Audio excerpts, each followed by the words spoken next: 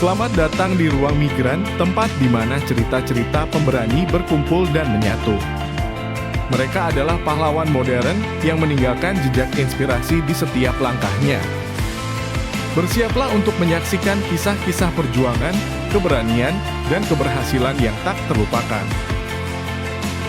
Ruang Migran, Stories Inspire. Selamat datang di podcast Rumi, Stories Inspire.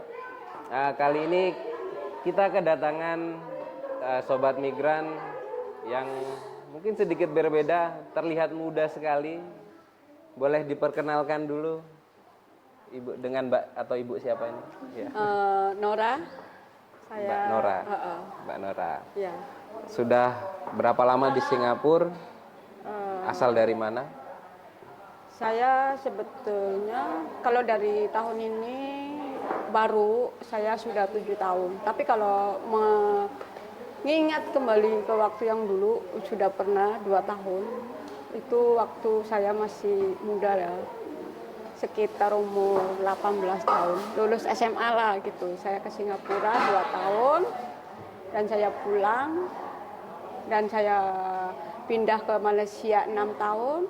Dan berhenti di Indonesia. Saya pulang dari Malaysia, saya menikah dan 2017 saya baru masuk ke sini lagi.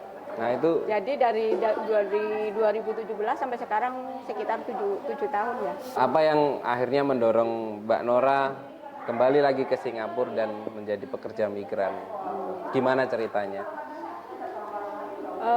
Cerita saya untuk yang mendorong untuk saya bekerja sebagai buruh migran yang awal dulu, karena keluarga saya dari keluarga yang kurang berada, jadi saya termotivasi untuk memperbaiki kehidupan keluarga saya.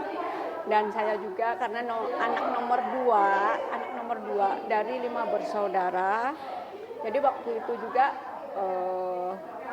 yaitu keluarga saya berasal dari keluarga yang tidak berada dan adik-adik saya juga butuh biaya, dan dari situ saya termotivasi untuk jadi sebagai buruh migran dari tahun 1999 ya sampai 2000 yang di Malaysia terakhir 2009, karena 2009 2010 saya menikah. Dan menikah setelah saya punya anak 2017 itu motivasi saya memperbaiki kehidupan keluarga saya sendiri. Karena dulu keluarga saya alhamdulillah sudah cukup lah ya. Istilahnya dari nggak punya rumah, adik-adik yang sekolah ya alhamdulillah, walaupun sekolah menengah ya alhamdulillah gitu ya. Dan jatuh lagi ke keluarga, jatuh ke saya. Punya keluarga kecil yang mungkin dari situ saya berambisi lagi untuk anak-anak saya, masa depan mereka lah gitu. Itu prosesnya apa aja gitu? Proses ke ya berangkat gitu. Dari proses berangkatnya biasa ada, dulu saya masih berstatus sebagai istri ya. Jadi ada izin dari suami yang pastinya ya.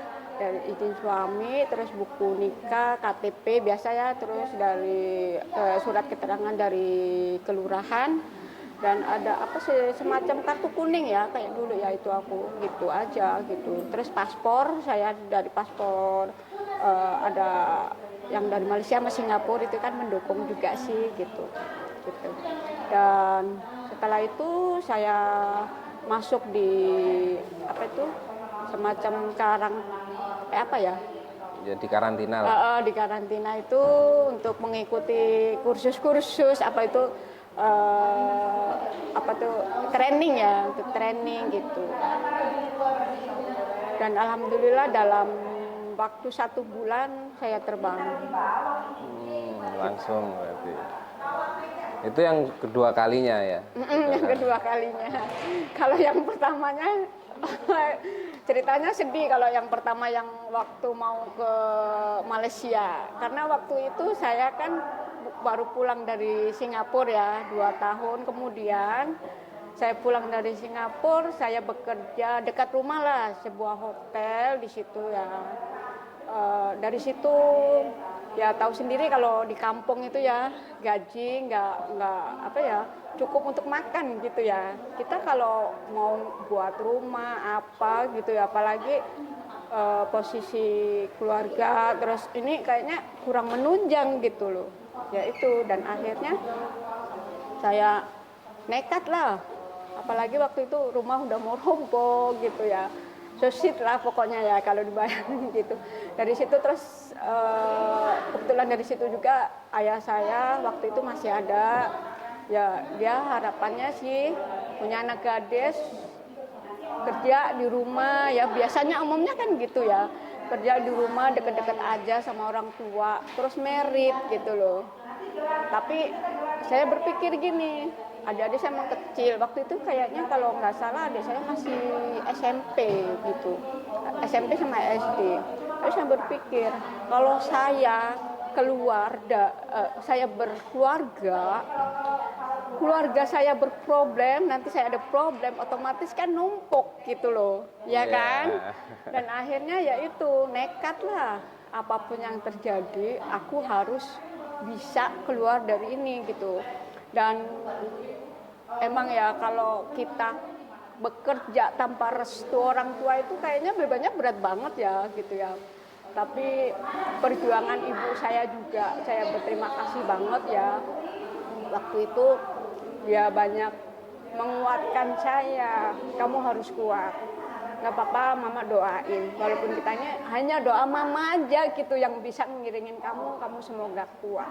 Udah bismillah aja, semoga apa yang kita inginkan terwujud. Dan alhamdulillah dalam 5 tahun ini aku di Malaysia ini sampai nggak pulang loh. Sampai nggak pulang, 5 tahun ini ya alhamdulillah aku dapat majikan baik gitu ya. Dari Malaysia itu ya aku dapat majikan baik. Rumah saya dari gubuk bisa berdiri ya, dari nggak punya lahan tanah bisa punya lahan tanah, dan alhamdulillah adik-adik udah lulus dan istilahnya dulu nggak makan sekarang bisa makan, itu aja udah bersyukur banget gitu. Jadi kita tambah semangat, apalagi ngelihat ibu yang dulu istilahnya walaupun susahnya ya seorang ibu ya dulu ya, dia demi anak-anaknya hanya jualan makanan kan gorengan kayak gitu kan cukup untuk makan sih ya gitu. Jadi dari situ saya akhirnya ya udah 5 tahun saya nggak pulang, terus saya pulang saya dijodohin ya, ditemuin lah, ketemu jodoh lah, akhirnya ketemu jodoh. Terus sebenarnya belum jodoh banget ya, karena udah dari situ udah kenal. Terus saya balik lagi ke Malaysia 1 tahun ya, karena kita biasa kayak LDR dulu ya. Tapi karena ngelihat dulu suami saya itu ya saya mau. Nah, dari perkataan yang tegas itu kita sebagai ini aku memang sudah kerja di sini sudah lama. Tetapi jangan berpikiran ya setelah saya menikah dengan kamu semua yang aku punya itu aku bawa. Tidak. Karena saya kerja ini untuk keluarga. Dan saya nanti kalau saya menikah dengan kamu, saya keluar dari rumah itu. Dan saya mau menjadi tanggung jawab kamu. Semuanya gitu loh. Dia meyakinkan, ya saya bisa. Nah, dan saya dulu mungkin bisa dibilang saya terlalu materialistis ya, tetapi sebenarnya saya hanya ingin menguji sampai di mana. Kalau emang dia benar-benar, dia pasti akan mewujudkannya. Gitu. Di waktu 2009 itu saya mau menikah dengan kamu. Jadi seluruh biaya semuanya ya, saya mau besar sedikit lah istilahnya. Dari dulu kalau ini ya kenduri, tapi saya enggak. Saya mau pasang janur kuning yang besar sama ada undangan makan besar gitu ya. Semua tapi dari jerih payah kamu gitu.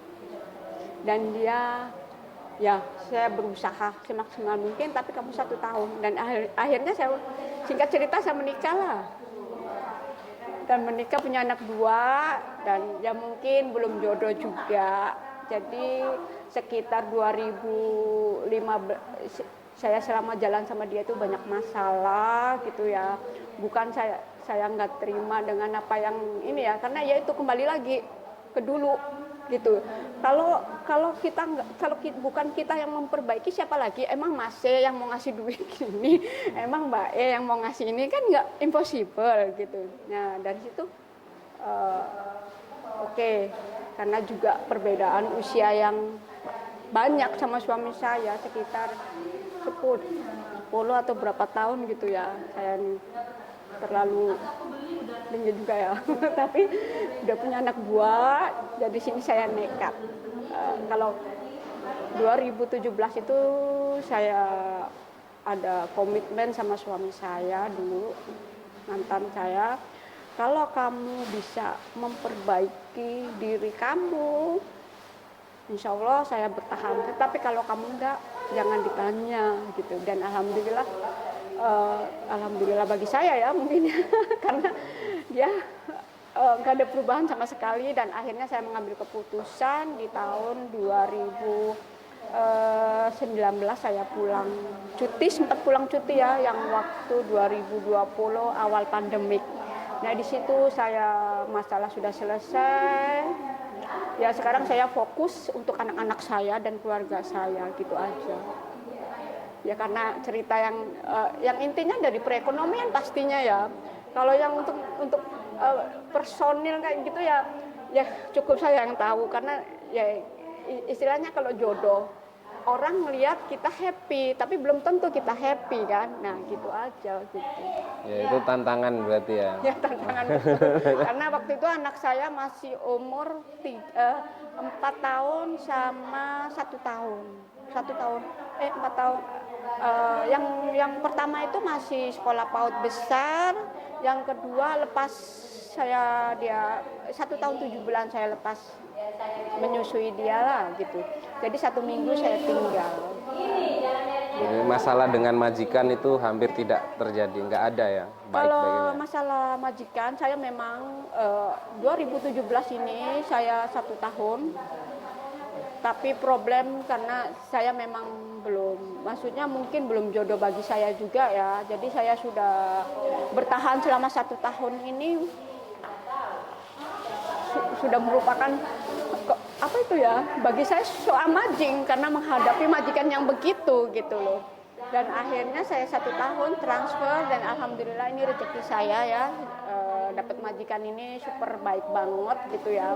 Pokoknya udah super baik. Mungkin bagi saya itu suatu anugerah, suatu mukjizat dari Allah yang benar-benar perlu saya syukurin ya, karena majikan saya ini super baik, dia mengerti, dan mudah-mudahan sampai saya bisa mewujudkan apa yang saya inginkan ke depannya ya gitu.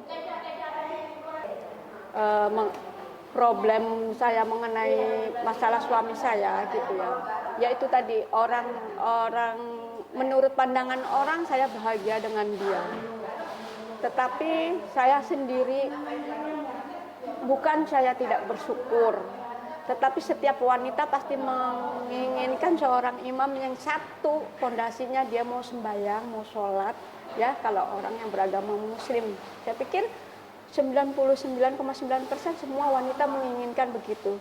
Karena prinsip saya, orang yang sudah punya keyakinan gitu ya, dalam melakukan segala aktivitas lainnya insya Allah lancar. Walaupun ada kendala ya, dia pasti akan, pikiran dan hati dia pasti akan nyaman. Tapi kalau di luar dia tidak mempunyai pondasi begitu, rasanya gimana ya, beda gitu loh. Jujur ya, walaupun kami keluarga yang kurang berada gitu ya, tetapi bapak dan ibu saya tekankan sholat nomor 1 gitu ya. Kalau uang itu udah sekian kalinya gitu. Kamu punya uang banyak, tapi kalau sembahyang mah ibaratnya sholatnya kurang, ilmu agamanya kurang gitu ya. Intinya ilmu agamanya kurang, nggak bakal tenang, nggak bakal merasa cukup, ya kan? Tapi kalau kamu punya pedoman, istilah punya pondasi, ya insya Allah gitu ya. Ibaratnya orang, rumahnya besar banget istilahnya ya, menginginkan aku punya rumah yang besar banget.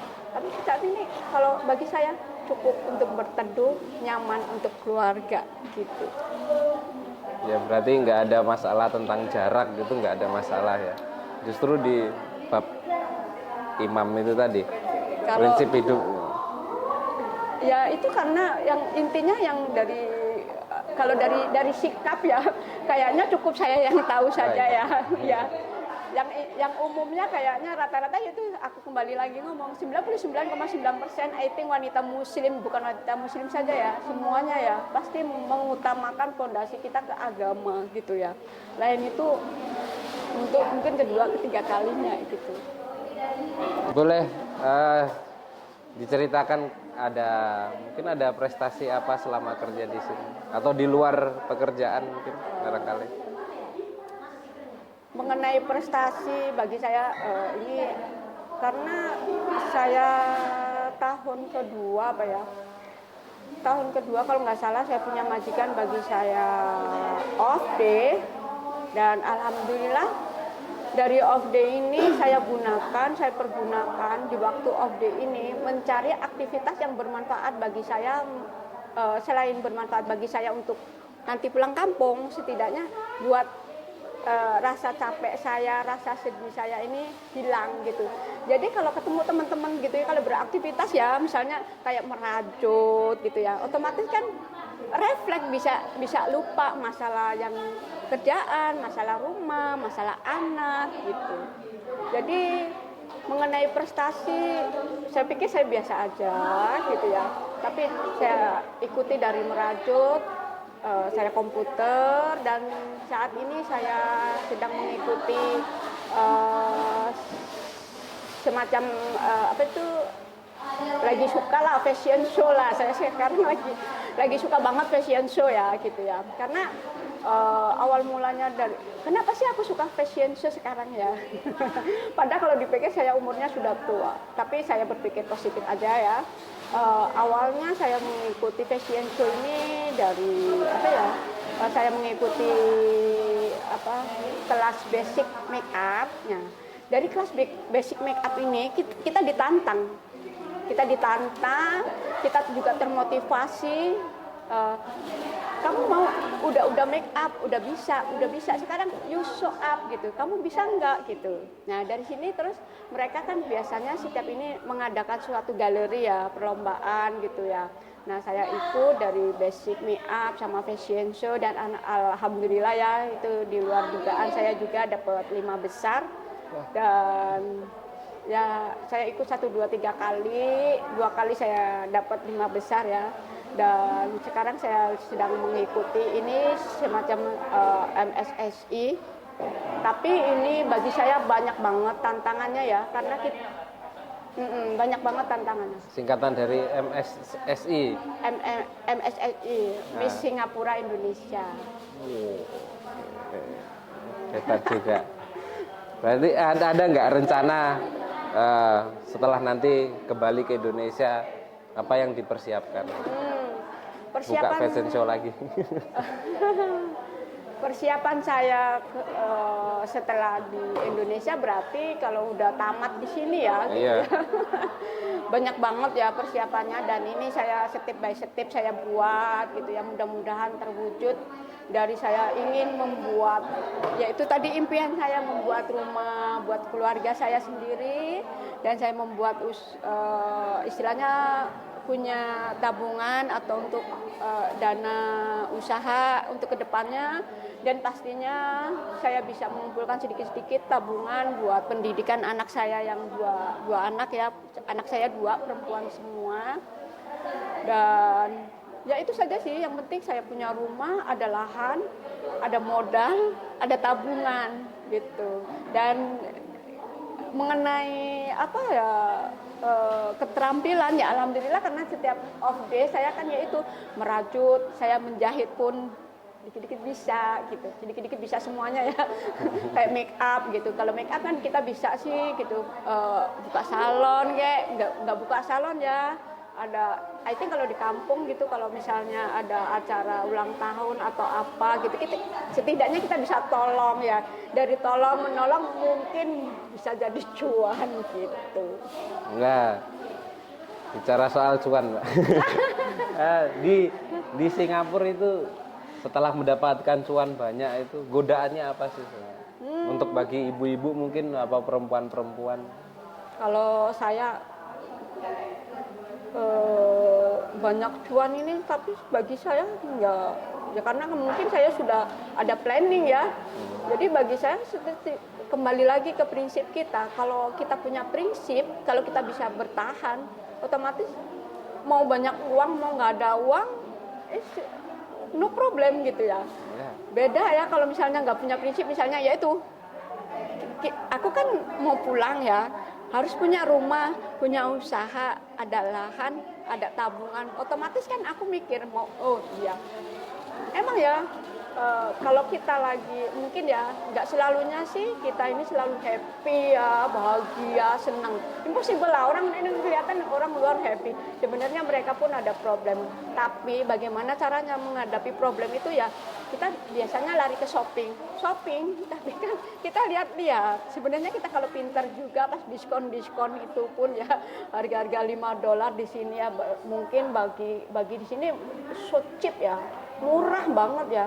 Tapi kalau kita berpikir ke Indonesia mahal loh, 50.000 kalau mau beli mikir lagi, pasti mau beli beras, mau beli ini. Nah dari situ, dan saya memang tidak begitu suka banyak-banyak beli macam baju apa gitu, enggak begitu suka. Kan mau beli juga yang murah-murah. Boleh jadi ya, bajunya mahal, bajunya bagus. Enggak, kalau aku beli ya $3, $5, $10. Kalau aku harga $40, $50 itu bonus dari saya punya adik, dari majikan saya gitu. Ya. Itu ada tempatnya, banyak di Singapura. Ada, dia itu di pasar-pasar biasa ada yang $3, $5. Di mall-mall pun ada yang misalnya ngomong ya, pakaian dalam wanita itu ya, kalau ini $30 ini sebenarnya ada. Kalau kita pintar pilih, pintar choose ya. Kalau lagi aku keliling, senang keliling ya, kalau lagi gila apalagi galau gitu ya, aku keliling gitu ya, pasti ada harga $5 tapi berkualitas. Iya ada. Mungkin di luar sana orang ngomong harga begini $5 murah betul. Jangan kayak gitu. Kalau kita berpikir ke Indonesia itu mahal loh. Benar, $5 loh. Kalau untuk jajan anak satu hari pun kadang nggak cukup gitu. Anak saya pun gitu. 50.000 pun nggak cukup gitu. Jadi kalau aku baju mahal, maaf ngomong ya, bukannya aku nggak mau beli, kadang kala pun saya beli, tapi nggak sih terlalu sering gitu. Maaf ngomong, orang beli 5, saya beli 1 gitu. Karena selebihnya juga alhamdulillah yaitu kembali lagi majikan saya bagus. Kalau hari raya dapat bonus gitu. Jadi saya kalau beli mahal, kalau misalnya beli berapa itu $25, ya $25 aku dapat ampau loh. Jadi bukan masalah gaji saya stop. Tak, saya ini saya berusaha semaksimal mungkin karena gaji saya sudah untuk anak, untuk rumah, untuk tabungan gitu. Ya saya harap yang kayak gini nih di luar gaji gitu. Jadi kan beda sih, rasanya beda gitu. Jadi kayak kita mau pakai baju, $60 gitu. Ya ini $60, tapi jangan salah, ini bonus loh dari majikan saya. Gitu aja. Terima kasih Mbak Nora sudah berbagi cerita dan tetap jadi ibu yang kuat bagi anak-anak. Amin. Tetap cari duit yang banyak, cari cuan yang banyak. Amin ya Rabbal Alamin. Terima kasih. Yang penting buat teman-teman dimanapun berada, khususnya spesial buat BMI ya, gunakan waktu off day-nya sebaik mungkin dan pergunakan waktu itu benar-benar untuk sesuatu yang bermanfaat untuk di kampung gitu. Jangan, boleh duduk-duduk tapi yang bermanfaat banget gitu ya, setidaknya untuk diri sendiri aja gitu aja. Iya, terima kasih, sampai jumpa kembali mungkin di program Rumi lainnya, dan hari ini di podcast Rumi. Terima kasih banyak. Sama-sama. Dan untuk sobat migran dimanapun berada, kita telah mendengarkan cerita dari Mbak Nora Ya, cerita yang sangat inspiratif di podcast kali ini, di podcast Rumi. Buat sobat migran dimanapun berada, sampai jumpa lagi di podcast Rumi Stories Inspire.